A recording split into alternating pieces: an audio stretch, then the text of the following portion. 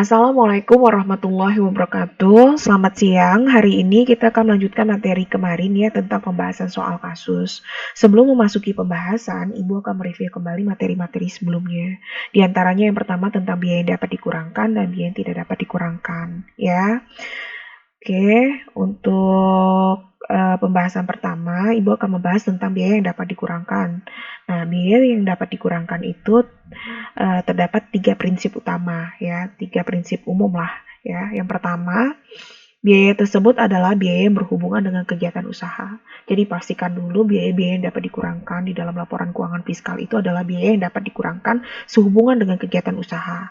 Ya, terus yang kedua, kegiatan usaha tersebut dilakukan untuk memperoleh penghasilan yang dikenai pajak. Ya, kemudian yang ketiga, biaya tersebut bukan untuk keperluan atau kepentingan pribadi. Ya, itu yang paling penting. Yang pertama, biaya yang berhubungan kegiatan usaha. Kedua, kegiatan tersebut harus dilakukan untuk memperoleh penghasilan yang dikenai pajak. Kemudian yang ketiga, biaya tersebut bukan untuk keperluan atau kepentingan pribadi. Ya, harus dipahami di sini. Kemudian, biaya yang dapat dikurangkan itu haruslah yang berkaitan dengan 3M, yaitu mendapatkan, menagih, dan memelihara. Ada pada pasal 6 ayat 1 Undang-Undang PPH. Jadi, beban yang dapat dikurangkan dari penghasilan itu adalah beban yang hanya digunakan pada kegiatan 3M untuk memperoleh penghasilan yang sifatnya non-final. Jadi harus kalian pahami di sini adalah beban yang dapat dikurangkan adalah beban yang digunakan untuk kegiatan 3M untuk memperoleh penghasilan yang sifatnya non-final.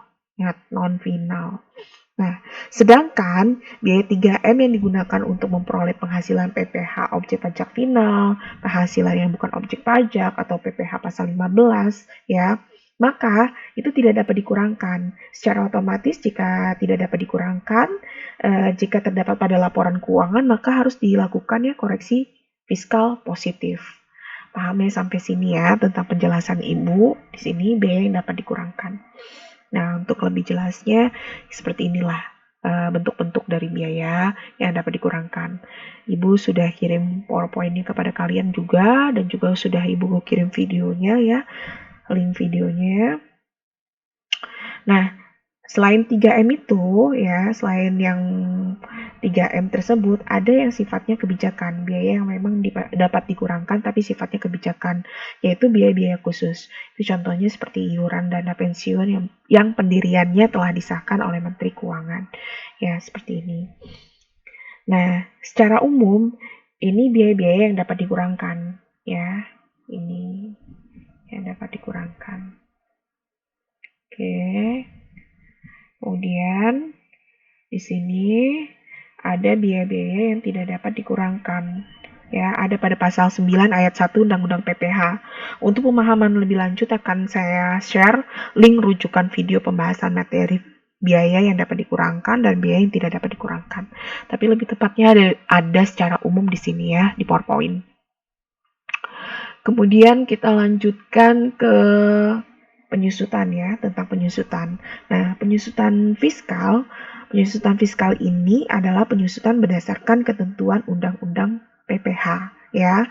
Perusahaan bisa saja menghitung penyusutan berdasarkan standar akuntansi komersial. Tetapi saat akan lapor SPT tahunan, maka penyusutan fiskal wajib hukumnya dibuat. Dan jika ada selisih antara jumlah penyusutan fiskal dengan penyusutan komersil, maka dilakukannya koreksi fiskal. Ya, paham? Jadi kalau misalnya di sini kan kemarin sudah Ibu jelaskan ya, laporan keuangan komersil itu lebih merujuk pada PSAK dan digunakan oleh perusahaan ya. Tapi ketika kita ingin melapor SPT tahunan, jadi kita harus merujuk laporan keuangan yang sifatnya sesuai dengan undang-undang perpajakan ya, laporan keuangan fiskal ya. Nah, jadi seperti ini. Kalau misalnya secara umum berdasarkan standar akuntansi keuangan, laporan keuangan itu tuh kan ada standar-standarnya khusus. Nah, tapi kalau misalnya laporan keuangan fiskal itu terdiri dari aspek-aspek tarif penyusutannya tidak seperti SAK ya. Terus kita lihat di sini. Oh ya, sebelumnya itu penyusutan fiskal ini diatur di pasal 11 Undang-Undang PPH ya, ayat 6 dan 7. Sedangkan untuk amortisasi itu ada di pasal 11A ayat 2 Undang-Undang PPH. Jadi harus paham dulu ya landasan dasarnya untuk tarif penyusutan dan amortisasi yang ada di Undang-Undang Perpajakan. Nah, menurut pajak itu penyusutan dibagi menjadi 2 metode ya di sini menurut pajak, metode garis lurus dan metode saldo menurun ganda ya. Sini. Kemudian penyusutan menurut pajak ini dibagi berdasarkan kelompok-kelompoknya. Ada kelompok non-bangunan, nih aset berwujud selain bangunan dan aset tak berwujud di sini. Kemudian ada kelompok bangunan ya di sini. Untuk kelompok aset berwujud selain bangunan atau aset tak berwujud ini terbagi menjadi kelompok 1, kelompok 2, kelompok 3, kelompok 4. Di sini ada masa manfaatnya untuk kelompok 1 4 tahun, begitu juga dengan kelompok 2, kelompok 3, dan kelompok 4. Nah, tarifnya juga disesuaikan menurut metodenya. Ada garis lurus dan metode saldo menurun berganda. Ya, untuk bangunan ini terbagi dua, yaitu non permanen dan permanen. Ini masa manfaatnya untuk non permanen itu 10 tahun dan permanen 20 tahun. Nah, untuk untuk bangunan ini tidak mengenal metode yang namanya saldo menurun ganda, tapi menggunakan metode garis lurus. Ya, jadi nanti kalian gunakan metode ini untuk menilai penyusutan di dalam perusahaan, ya. Kemudian ada beberapa ketentuan di dalam penyusutan yang perlu diketahui. Yang pertama, bahwa penyusutan menurut pajak itu tidak mengenal nilai sisa, ya. Penyusutan menurut pajak itu tidak mengenal nilai sisa, jadi harus kalian pahami. Kemudian awal penyusutan jadi awal bulan dari penyusutan. Maksudnya gimana nih, bingung? Maksudnya bulan dilakukannya pembelian. Jadi kalau misalnya kalian itu melakukan pembelian itu di bulan ini, ya bulan ini berarti sudah dialokasikannya penyusutan. Nah, kalau misalnya kalian melakukan pembangunan, ya misalnya seperti gedung dan lain sebagainya. Nah, pada saat selesainya gedung tersebut sudah dimulailah nilai penyusutannya ya. Jadi paham ya di sini. Nah, akhir penyusutannya kapan? Kalau misalnya tadi kita membahas tentang awal penyusutan, berarti kita harus membahas juga akhir penyusutannya. Kapan nih akhir dari penyusutannya? Yaitu jika habis masa manfaatnya. Seperti yang saya katakan tadi bahwa penyusutan tersebut tidak mengenal nilai sisa. Jadi, akhir dari penyusutannya jika habis masa manfaatnya. Nah, namun bagaimana jika dijual atau ditukarkan dengan aset yang lain? Kapan akhir dari penyusutannya? Nah, akhir dari penyusutannya yaitu bulan sebelum dilakukannya penjualan. Nah, saya kasih ilustrasi contoh ya untuk membahas kira-kira bagaimana sih implementasinya awal dan akhir ini. Nah, saya kasih contoh seperti kita memulai penyusutan dan akhir penyusutan ya. Misalnya kita mau melakukan transaksi nih, pembelian aset tanggal 28 Maret. Nah, jika secara akuntansi itu bisa dilakukan di bulan berikutnya. Karena kan kalau misalnya kita beli tanggal 28 Maret, itu artinya kan 2 atau 3 hari lagi itu sudah awal bulan gitu ya. Sudah awal bulan, 3 hari lebih dari 3 hari udah awal bulan ya.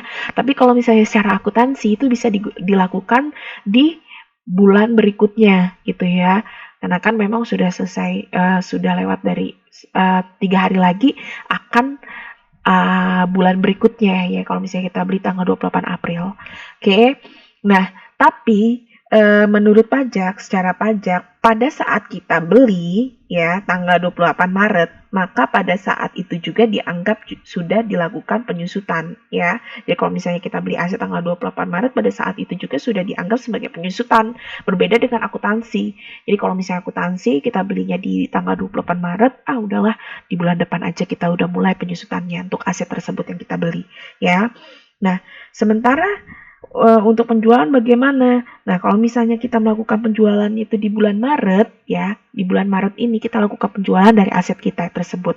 Berarti dihitungnya, ya, berhenti penyusutannya itu dianggap di bulan Februari. Paham ya, berhenti penyusutannya di sini. Jadi kita misalnya melakukan penjualan di bulan Maret untuk aset kita, berarti dianggapnya berhenti penyusutannya itu di bulan Februari. Jadi di sini kalian harus pahami ya perbedaan dari secara akuntansi, secara SAK, standar akuntansi keuangan, dan standar perbedaan menurut standar perpajakan di situ. Nah, kemudian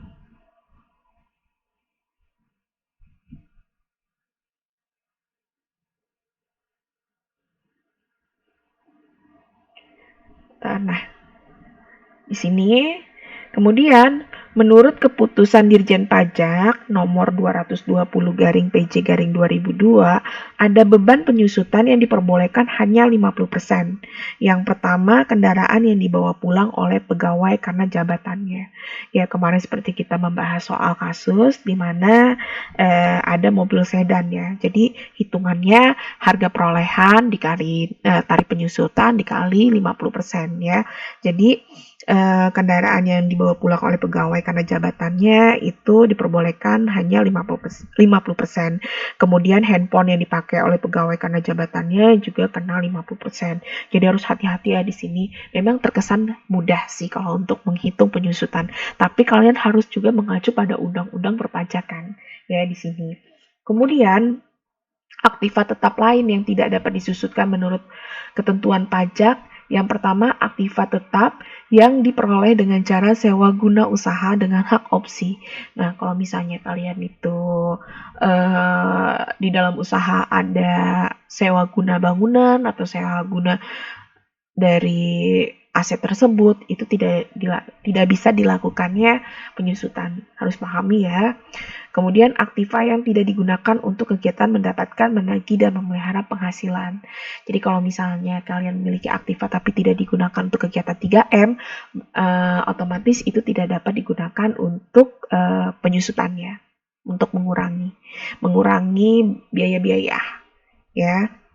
Kemudian, jika harta berwujud kita tidak masuk ke dalam kelompok jenis harta di atas, yang kelompok 1, 2, 3, 4, oke, sebelumnya saya jelaskan juga bahwa ini untuk klasifikasi isi dari kelompok 1, 2, 3, 4 itu ada di PowerPoint bukan PowerPoint, itu ada di buku BPP yang kemarin ada di LMS ya, saya sempat upload di LMS, jadi nanti pengklasifikasian kelompok 1, 2, 3, 4 itu bisa kalian lihat di situ, atau kalian bisa lihat undang-undangnya yang tersedia di pasal 11 ayat 6 ini ya. Kembali lagi, jika harta berwujud kita tidak masuk dalam kelompok jenis harta di atas di sini ya, maka menurut peraturan Menteri Keuangan harus dimasukkan ke dalam kelompok 3 ya, kelompok 3. Jadi kalau misalnya gini, contohnya saya tuh beli aset yang berwujud itu untuk kegiatan usaha saya, entah mesin, entah apa ya, dalam bentuk apa gitu ya. Seperti mesin, tapi saya nggak tahu nih masuk klasifikasi mana, apakah kelompok 1, 2, 3, 4. Maka kalau misalnya tidak ada di dalam Undang-Undang PPH pasal 11 ayat 6 dan 7, berarti kalian harus memasukinya di kelompok 3 ini ya. Tetapi jika masa manfaat tidak cocok ya, saya dari masa manfaatnya tidak cocok, kemudian tarifnya juga tidak cocok, maka wajib pajak harus mengajukan permohonan ke DJP untuk ditetapkan masa manfaatnya. Jadi kalau misalnya kalian merasa ini tidak cocok, saya punya aset yang dibeli di Cina gitu, tapi tidak masuk dalam kelompok 1, 2, 3, dan 4. Otomatis kan ini masuk ke kelompok 3 dengan kriteria masa manfaatnya 16 tahun dan metode tarif penyusutannya itu tuh 6,25% untuk garis lurus dan 12,5% untuk saldo menurun ganda. Kalau misalnya kalian tuh tidak setuju, kalian bisa langsung pergi mengajukan permohonan ke DJP untuk ditetapkan masa manfaatnya. Dia masuk kelompok mana. Paham ya sampai sini? Setelah masuk ke penyusutan, saya akan jelaskan ke ke revaluasi. Nah, revaluasi ini adalah penilaian kembali atas aset tetap yang dimiliki oleh perusahaan. Hal ini dilakukan akibat adanya kenaikan nilai aset tetap di pasaran karena rendahnya nilai aset tetap dalam laporan keuangan perusahaan akibat dievaluasi. Ya, jadi revaluasi aset ini merupakan penilaian kembali aset perusahaan. Sebagai contoh, gambaran ya ilustrasinya, saya punya gedung nih. Gedung saya itu tuh di laporan keuangan harganya 100 juta. Nah, kalau misalnya 100 juta, gedung itu kalau misalnya masuk dalam kelompok apa ya? Kalau dalam penyusunan menurut Undang-Undang Perpajakan, berarti kan dia masuk di kelompok bangunan ya, bangunan permanen, jangka waktu masa manfaatnya 20 tahun dengan tarif 5%. Berarti kalau misalnya dari 100 juta itu sebentar.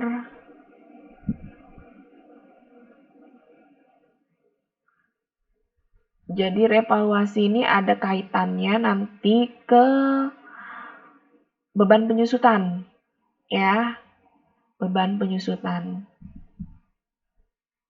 ya. Jadi revaluasi ini ada kaitannya tentang beban penyusutan. Nah, kita ini punya gedung ya, gedung kita ini di laporan keuangan dihargai dengan nilai 100 juta. Otomatis kan kalau misalnya kita mengacu pada penyusutan menurut pajak itu tarifnya 5%. Jadi dari 100 juta dikali 5% itu nilainya untuk beban penyusutan 5 juta ya. Nah, tetapi karena seiringnya waktu gedung kita ini memiliki nilai value yang baik gitu. Nah, kita bisa mengajukan revaluasi atau penilaian kembali aset perusahaan dengan cara mengajukan permohonan ke kantor pajak, kemudian nanti kita akan menyewa appraisal untuk menilai gedung kita ini berapa sih nilainya gitu. Bisa jadi dari 100 juta tersebut akan naik misalnya menjadi 300 atau 400 juta. Ambillah di sini kalau misalnya 300 juta. Kalau 300 juta, penyusutan kita 300 dikali 5% berarti kan sekitar 15 juta. Bayangin yang tadinya sebelum direvaluasi dan sesudah direvaluasi. Sebelum direvaluasi nilainya 100 juta, beban penyusutannya 5 juta. Sementara kalau misalnya setelah direvaluasi beban penyusutan kita yang tadinya 5 juta jadi 15 juta karena nilainya naik jadi 300 juta ya. 300 juta dikali 5% jadi 15 juta. Paham ya di sini? Nah, tidak semudah itu juga kalau misalnya, oh berarti kan naik nih nilainya jadi 15 juta beban penyusutannya. Ada harga yang harus dibayar. Nah, dari revaluasi ini termasuk dari pembayaran pajak PPh final. Jadi kalau misalnya dari 100 juta itu kan naik jadi 300 juta ya. Nah, ada selisihnya. Dari 100 juta naik ke 300 juta, selisihnya 200 juta. Nah, 200 juta itu yang nantinya dikenakan PPh final sebesar 10%. Ya, harus kalian pahami di sini tentang revaluasi. Setelah revaluasi, baru kita akan membahas tentang soal ya di sini. Tentang soal. Nah, sini kita akan membahas tentang laporan keuangan ya. Laporan keuangan yang disusun perusahaan biasanya harus disesuaikan dengan peraturan fiskal. Ketika laporan keuangan tersebut dijadikan sebagai dasar untuk membuat SPT PPh yang disampaikan ke kantor pajak ya. Hal ini disebabkan laporan keuangan perusahaan mengacu pada standar akuntansi keuangan SAK yang tidak sesuai dengan ketentuan perpajakan ya, seperti yang saya katakan tadi ya, tentang penyusutan itu juga. Secara umum ya, kita akan membahas tentang rekonsiliasi fiskal nih, masuk. Rekonsiliasi fiskal itu dilakukan oleh wajib pajak karena terdapat perbedaan perhitungan antara laba menurut komersil dan atau akuntansi dengan laba menurut perpajakan. Nah, laporan keuangan komersil ditujukan untuk menilai kinerja ekonomi dan keadaan finansial dari sektor swasta. ya, sedangkan laporan keuangan fiskal ditunjukkan untuk menghitung pajak. Dengan demikian, rekonsiliasi fiskal dapat diartikan sebagai usaha mencocokkan perbedaan yang terdapat dalam laporan keuangan komersil dengan perbedaan yang terdapat dalam laporan keuangan fiskal yang disusun berdasarkan undang-undang perpajakan. Ya, proses rekonsiliasi fiskal itu umumnya dilakukan oleh wajib pajak yang berbentuk perusahaan. Ya, rekonsiliasi dilakukan terhadap pos-pos biaya dan pos-pos penghasilan. Dalam laporan keuangan komersil antara lain, ya, yang harus kalian pahami, rekonsiliasi terhadap penghasilan yang dikenakan PPh final. Ya, jadi kalau misalnya ada pengurangan-pengurangan di laporan keuangan komersil tentang PPh final, berarti kalian harus melakukan rekonsiliasi fiskal, yaitu rekonsiliasi fiskal, ya, koreksi positif di situ. Ada rekonsiliasi terhadap penghasilan yang bukan merupakan objek pajak, kemudian ada WP mengeluarkan biaya-biaya yang tidak boleh menjadi pengeluaran penghasilan bruto. Kemudian ada WP menggunakan metode pencatatan yang berbeda dengan ketentuan pajak, contohnya seperti penyusutan tersebut ya. Kemudian WP mengeluarkan biaya-biaya yang mendapatkan pendapatan yang telah dikenakan PPh final dan pendapatan dikenakan PPh non final. Ya, harus dipahami di sini. Jenis koreksi fiskal itu ya harus kalian pahami di sini. Koreksi fiskal itu merupakan koreksi perhitungan pajak yang diakibatkan oleh adanya perbedaan pengakuan metode, manfaat, dan umur dalam menghitung laba secara komersial atau dengan secara fiskal.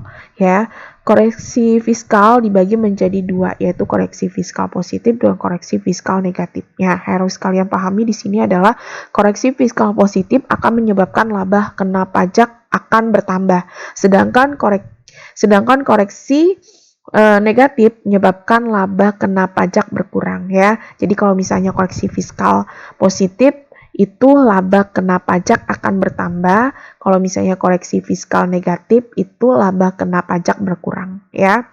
Dengan demikian, untuk keperluan perpajakan, wajib pajak tidak perlu membuat pembukuan ganda ya.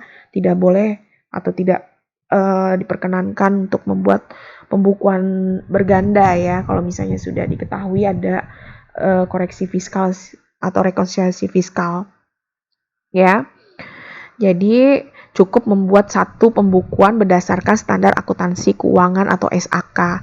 Pada saat mengisi SPT tahunan PPh terlebih dahulu harus dilakukan koreksi-koreksi fiskal. Nah, koreksi fiskal sangat erat kaitannya dengan persiapan perhitungan pajak, terutama selama 1 tahun.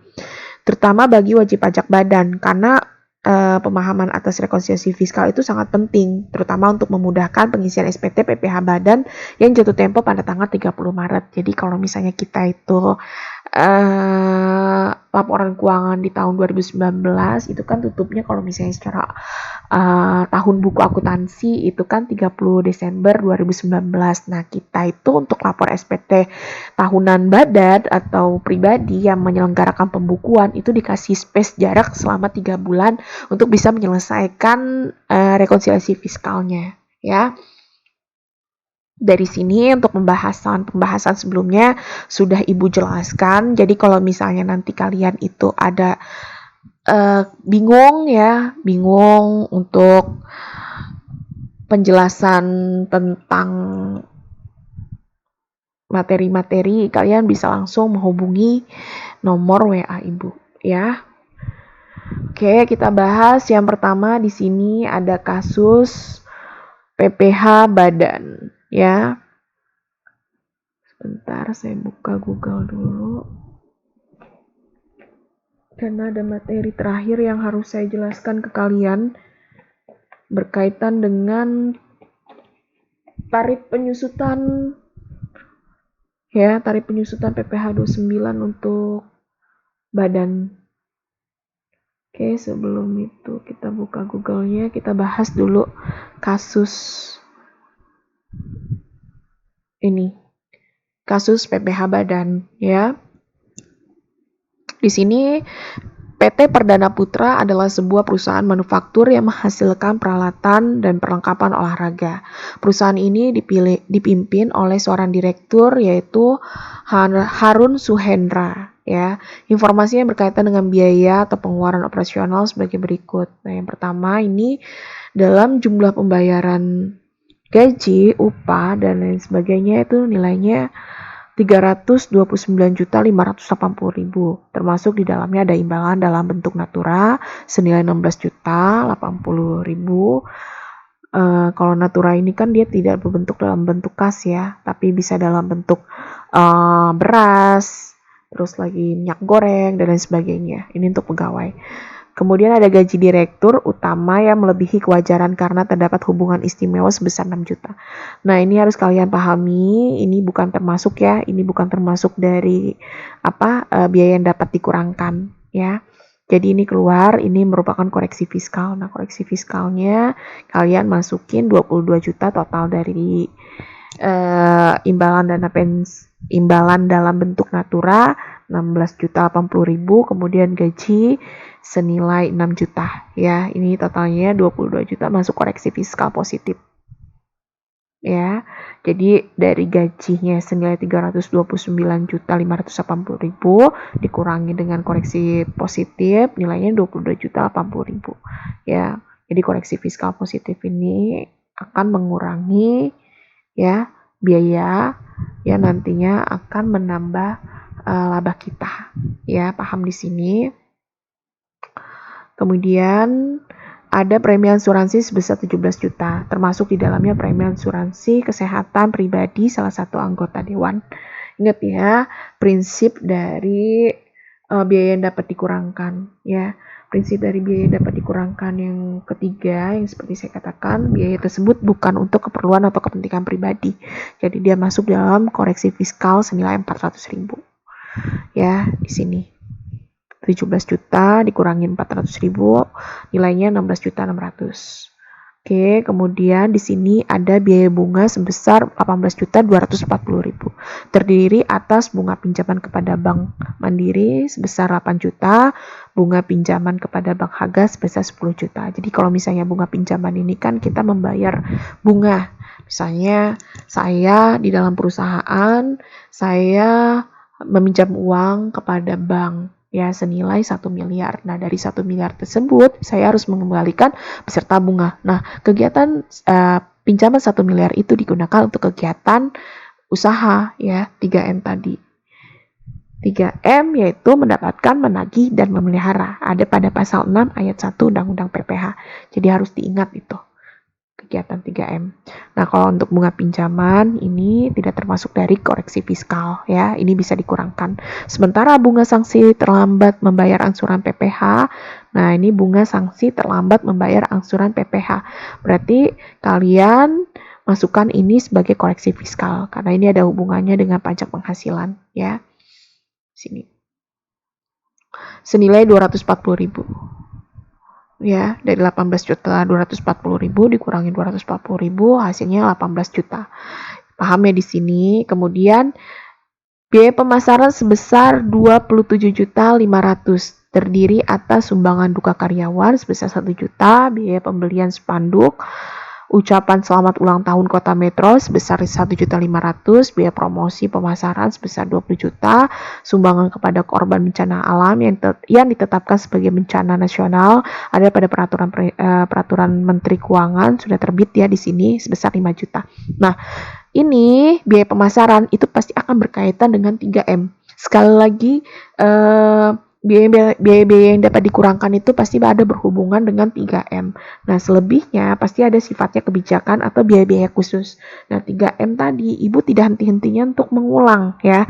Apa sih 3M? Yaitu menagih, ya, mendapatkan, menagih, memelihara ya. Jadi bisa kita lihat di sini sumbangan duka karyawan ini bukan termasuk dari bencana nasional ya. Jadi ini merupakan koreksi fiskal. Kemudian biaya pembelian spanduk selamat ulang tahun Kota Metro sebesar 1.500.000. Ini juga bukan untuk kegiatan usaha di bidang pemasaran ya.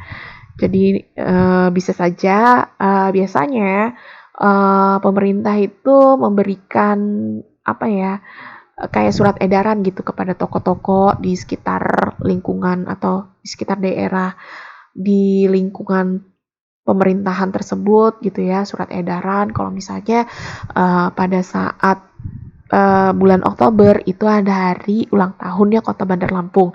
Diharapkan bagi pengusaha atau toko itu bisa memberikan partisipasinya kepada pemerintah gitu. Jadi ini bukan termasuk ya, ini merupakan bukan termasuk biaya dan ini merupakan koreksi fiskal senilai 1.500.000.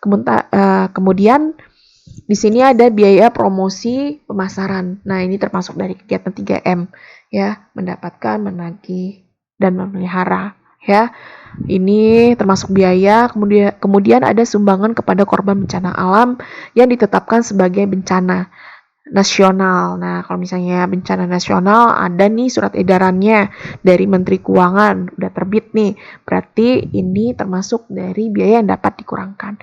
Jadi totalnya ada 2,5 juta ya untuk biaya promosi koreksi fiskal.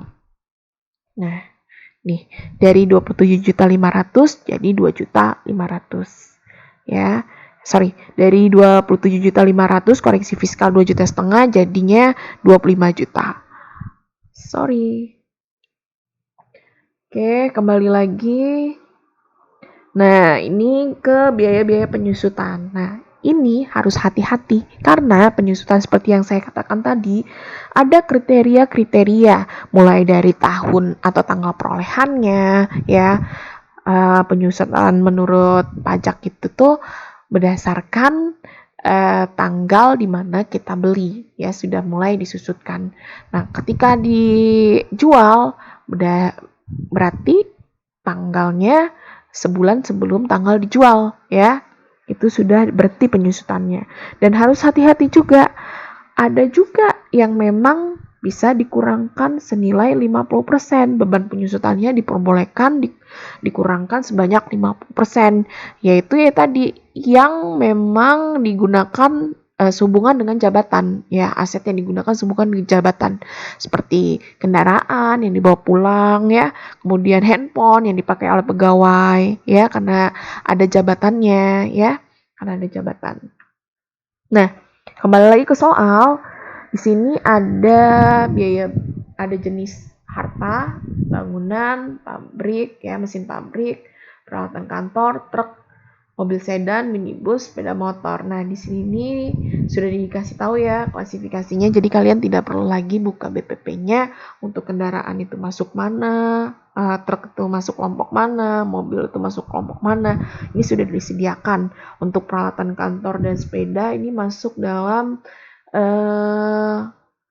harta kelompok 1 ya. Untuk mesin pabrik, truk dan mobil sedan dan minibus itu ada di kelompok 2 ya. Nah, metode penyusutan yang dipakai oleh perusahaan maupun fiskal dan metode garis lurus berdasarkan pasal 11 Undang-Undang Nomor 7 Tahun 2000 bangunan yang dimiliki bersifat permanen ya. Jadi harus kalian ketahui di mana kelompok 1, kelompok 2 agar bisa tahu kira-kira tarif penyusutannya berapa ya. Nah, di sini saya juga ada revisi nih. Karena di sini ada entitas memiliki bangunan yang menurut pajak nilainya 0. Saya itu di sini ada kekeliruan ya. Mohon maaf karena ketika saya menghitung, ini kan tahun 2018 ya. Berarti untuk bangunan nilainya sudah 0 nih. Sudah 0 ya. Untuk bangunan nilainya sudah 0 karena kan bangunan itu sendiri kita belinya di tahun 97 itu di bulan Desember, otomatis kan sudah melewati 20 tahun di tahun 2017. Nilainya sudah habis untuk bangunan ya. Untuk bangunan nilainya sudah habis. Sorry kalau misalnya kemarin pembahasan untuk bangunan saya revisi ya untuk bangunan. Nah, di sini di soal itu ada revaluasi. Jadi bangunan tersebut nilainya bukan 900 ya, tapi 400 juta. Ya, nilainya bukan 900 tapi 400 juta. Yang kalian harus ketahui, revaluasi itu kan seperti yang saya katakan bahwa revaluasi itu merupakan Halo? Sorry sebentar. Ada telepon.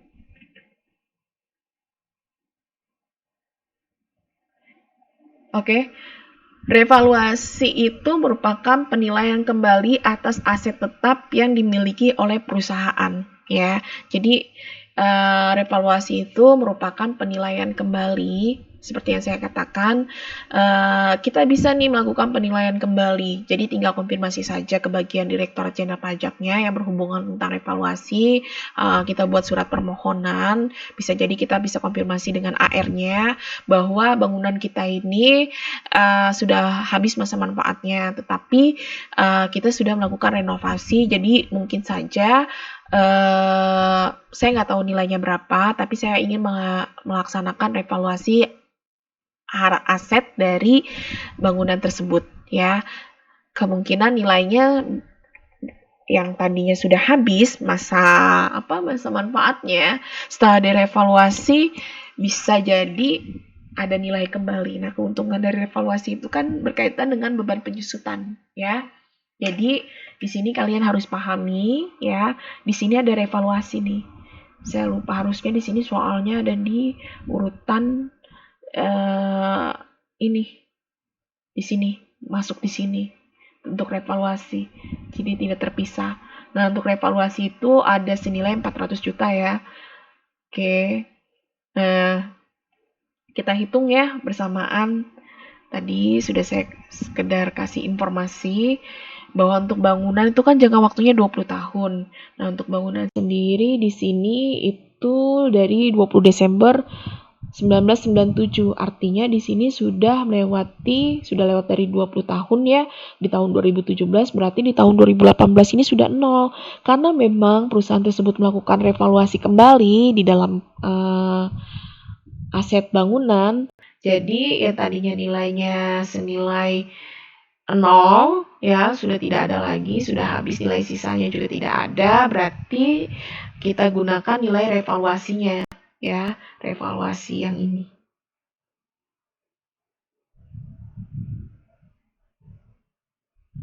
Ini, entitas miliki bangunan yang menurut pajak nilainya 0 namun masih dapat digunakan untuk kegiatan operasional perusahaan. Entitas merevaluasi gedung tersebut dan menghasilkan nilai baru sebesar 400 juta. Bukan 900 ya, nilai signifikan banget. Ya, dari 100 juta, dari 300 juta.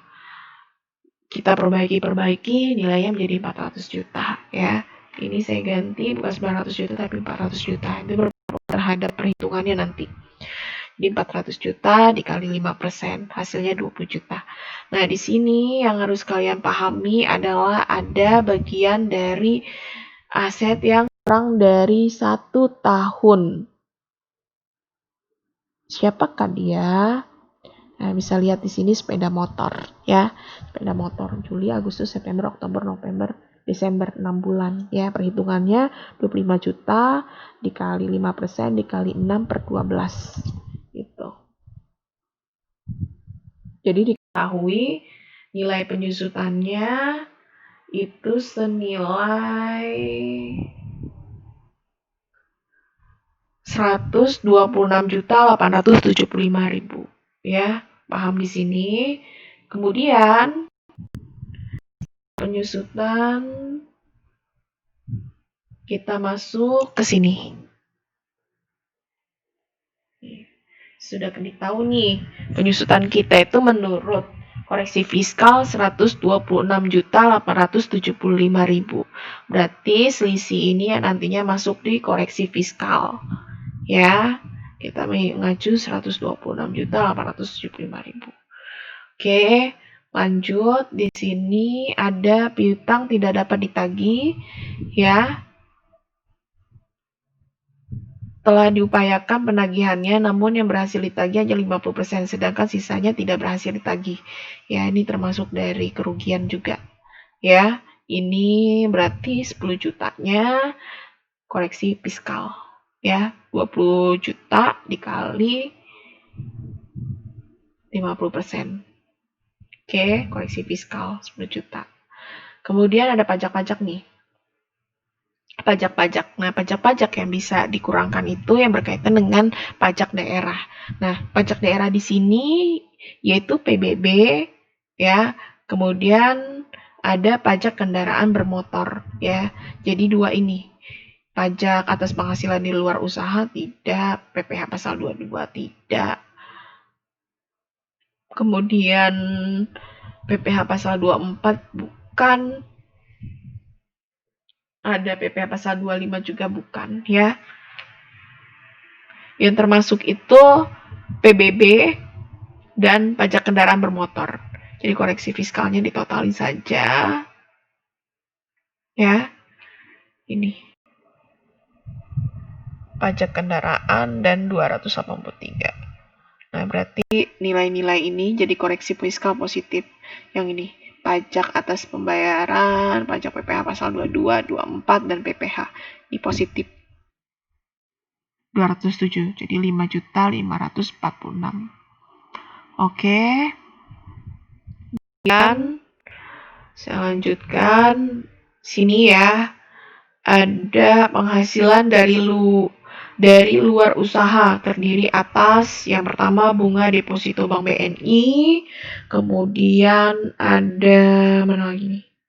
Ada dividen atas penyertaan modal, atas penyertaan modal sebesar 10%, ya. Dividen atas penyertaan modal 35%, kemudian ada sewa, ada bunga obligasi, ya. Sini kita bahas satu-satu. Kalau untuk ini yang saya katakan ya, untuk yang pertama, biaya yang dapat digunakan untuk kegiatan 3M ya, itu biaya untuk memperoleh penghasilan yang sifatnya non-final ya. Biaya yang untuk memperoleh penghasilan sifatnya non-final itu yang bisa dikurangkan ya. Tapi kalau misalnya ini kita bisa tahu nih, bunga deposito Bank BNI sebesar 19.200 setelah dipotong pajak oleh Bank BNI. Bunga deposito diterima setiap bulan selama tahun 2018. Nah, ini kan untuk deposito itu kan ada ya PPh finalnya sebesar 20%. Berarti dia ini tidak termasuk ini koreksi karena dia ini ada di pendapatan nih. Pendapatan berarti dia masuk koreksi fiskal negatif. Ya. Paham? Paham nggak kira-kira di sini? Koreksi fiskal positif itu untuk menyebabkan ya, koreksi fiskal positif itu menyebabkan laba kena pajak akan bertambah ya, karena biaya-biayanya banyak yang tidak sesuai dengan undang-undang pajak ya. Sementara koreksi negatif akan menyebabkan laba kena pajak berkurang. Nah, kalau misalnya laba kena pajaknya berkurang, itu kan berkaitan tentang penghasilan. Nah, kalau penghasilan kita berkurang, otomatis kan penghasilan berkurang nih, tapi beban besar. Otomatis kan akan berpengaruh terhadap laba yang dihasilkan juga sedikit. Nah, itu ya. Jadi kalau misalnya koreksi fiskal positif itu akan menyebabkan laba pajak akan bertambah, sedangkan koreksi fiskal negatif menyebabkan laba kena pajak berkurang. Ya, jadi kalau ini berkaitan dengan penghasilan, otomatis dia akan berkurang. Dia masuk ke negatif. Ya, koreksi fiskal negatif. Karena dia menyebabkan laba kita berkurang. Ya. Kemudian di sini mana lagi? Dividen. Kalau dividen itu bisa ya diperbolehkan karena memang kalau untuk batas PT itu sendiri, dividen yang dibebaskan dari objek pajak itu, yang tidak dikenakan pajak itu lebih dari 25% ya. Artinya apa? Pemerintah itu menggalang investor ya, untuk para investor, badan khususnya, untuk bisa berinvestasi di Indonesia gitu. Jadi barang siapa yang berinvestasi di Indonesia dengan menanamkan modalnya lebih dari 25%, artinya kalian itu tidak dikenakan pajak sehubungan dengan dividen. Ya, ini khusus untuk pelaku badan. Paham ya di sini?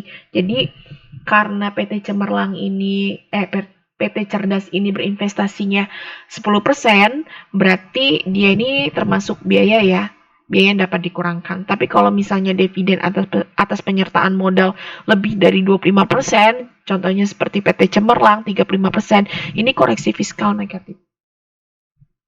Ya, koreksi fiskal negatif 39 juta.